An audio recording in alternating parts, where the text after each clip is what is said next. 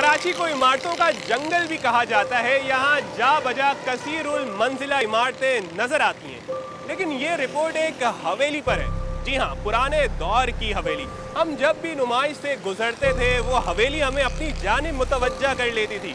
वो हवेली किसकी है, उसका वारिस कौन है, वो इस वक्त किस हालत में है, ये सब इस रिपोर्ट में जानते हैं।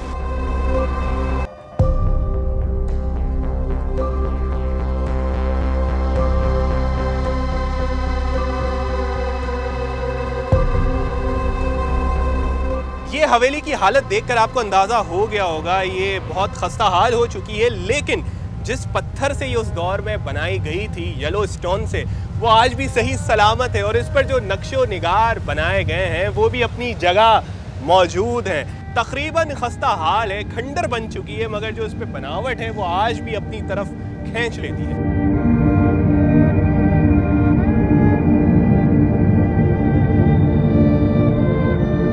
नुमाइश पर अली रजा इमाम बारगाह के सामने ये हवेली मौजूद है। इसके 3 रास्ते हैं और एक की जो दिलचस्प बात यह है कि इसकी जो बाउंड्री वॉल है उसे तोड़ दिया गया है। किसने तोड़ा, किन मकासद के लिए तोड़ा गया और ये किसके नाम पर है हवेली?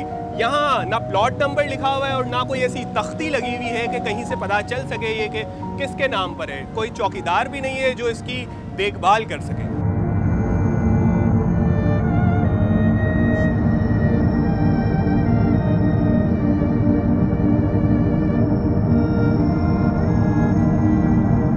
हवेली की दिलकश तामीर गवाही दे रही है, इसे बनाने वालों ने बड़ी मेहनत और लगन से बनाया होगा।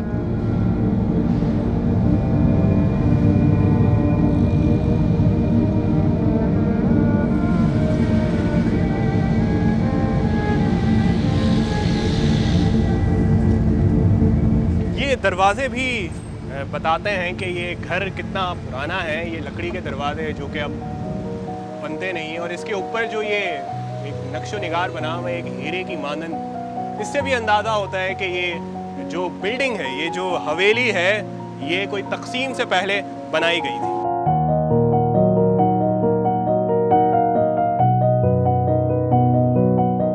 एक कमरे जितनी ये बड़ी गैलरी है जिसे हम सहन भी कह सकते हैं और इसी के साथ दरवाज़ा है जिस पर ज़बरदस्त कुंदाकारी की गई है। पत्थर पर ये तराश खराश करके ये सारे फूल बूटे बनाए गए हैं और ये पत्थर का अगर रंग देखा जाए यहाँ तो ये काफ़ी पुराना हो गया है, फेड हो गया है, मगर यहाँ से आप देख सकते हैं ये पत्थर का असल रंग है। या तो बारिश का पानी इस पर गिरा है ज़्यादा तो इसकी वजह से ये रंग इसका पत्थर का ओरिजिनल है वो आज भी नज़र आ रहा है। और क्या कमाल, ऐसा लग रहा है किसी ने एम्ब्रॉयडरी की है, एम्बोस किया है और इस पर ये तराश खराश करके ये ज़बरदस्त सा आर्ट वर्क किया गया है।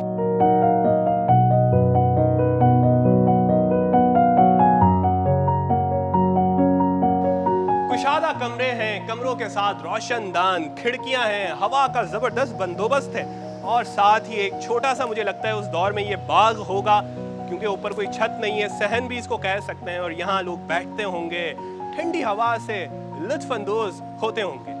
घर के हर कमरे में खूबसूरत सी टाइल्स हैं जो तकसीम के बाद हमें घरों में नजर आती थी। वो टाइल्स अब भी मौजूद है, कहीं जगहों से टूट गई है। और जो गौर करने की चीज़ है वो ये कि ये घर वैसे तो पत्थर से बनाया गया है, ये पत्थर आपको नजर आ रहे होंगे, मगर इसके ऊपर इस पर प्लास्टर भी किया गया है, यानी कि इसको रेनोवेट किया गया था। तो पत्थर अभी भी इसका अंदर सही सलामत है और ये दीवारें हैं इस पर प्लास्टर किया गया है, यानी कि सीमेंट से ये बनाई गई। कौन रहा होगा इसमें, कितना अरसा इसमें गुजारा होगा, क्यों ये आबाद नहीं है? इलाके के एक बुजुर्ग से हमारी बात हुई तो उन्होंने बताया कि वो भी 40-45 सालों से इस हवेली को वीरान देख रहे हैं। इस हवेली में 10 कमरे हैं और एक कमरे में इस वक्त हम बड़े कमरे में मौजूद हैं। यहाँ आने के बाद माजी के लोगों का लाइफ स्टाइल और उनके रहने का तौर तरीका कैसा होता है ये मालूम चलता है कि उस जमाने में जो छतें थी वो ऊंची बनती थी। आज के दौर में इतनी ऊंची छतें बनाने का तस्वुर रहा ही नहीं है।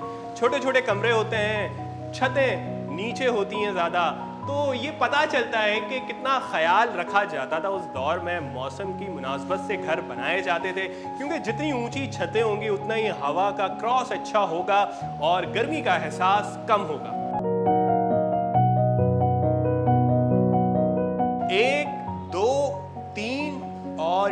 4। ये कमरा है छोटा सा। क्या यहाँ पे होता होगा? कोई कह रहे हैं कि यहाँ पे बैठक हुआ करती थी। तो ये कमरा है छोटा सा जिसमें हमने भी देखा कि कितनी खिड़कियां हैं।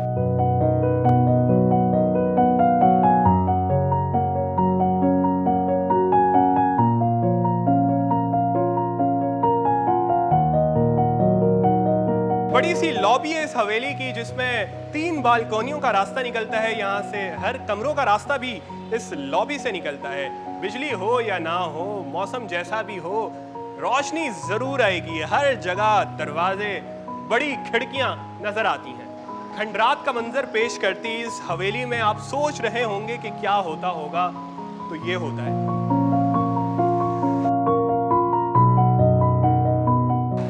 अपनी मखसूस तर्ज तामीर की वजह से ये हवेली उस दौर में काफ़ी खूबसूरत मालूम होती होगी।